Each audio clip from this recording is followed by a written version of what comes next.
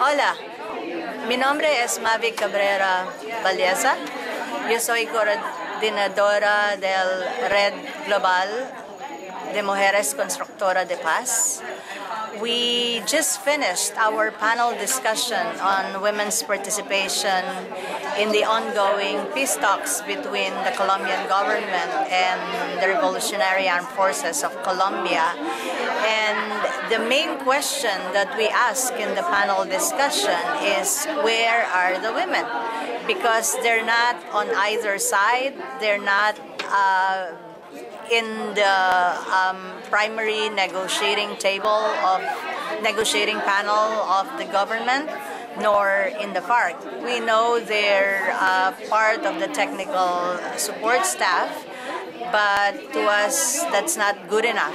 We want women as the primary peace negotiators and decision makers. As you know, being 50% of the population, they have an equal say. They should have an equal say in this process. So we have Adalgiza Charria from the Red Nacional de Mujeres presenting the network's position in the peace talks. And we thank her for highlighting the concerns of women, primarily in ensuring that the peace talks is completed, that issues of sexual violence are adequately addressed, and victims of sexual violence get justice, and also in ensuring that the voices of others who are not on the table, like young people, indigenous communities, Afro-descendants, are also integrated.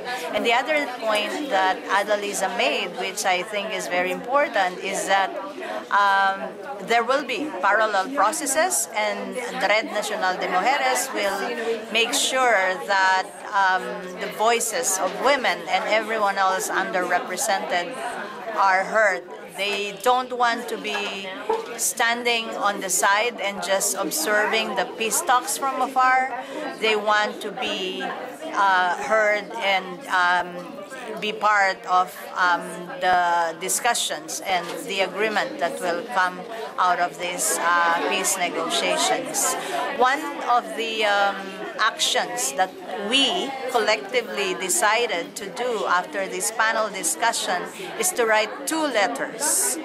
Two letters, one addressed to UN Women Executive Director Michelle Bachelet, and another letter addressed to Deputy Secretary General of the United Nations, Jan Eliasson, both demanding the inclusion of women in the first tier of negotiation in the Colombian peace talks, and also the same for women from Mali, who will be starting their peace negotiations soon.